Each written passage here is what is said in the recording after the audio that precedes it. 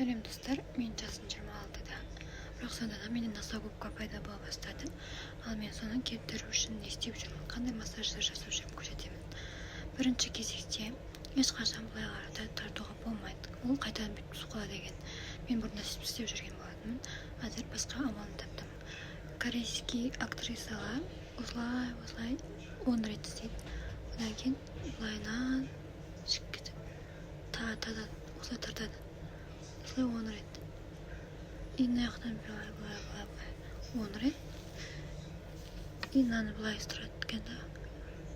Тоже 10 рет бүйтіп тартады. Солай аса губканы кетіруге болады.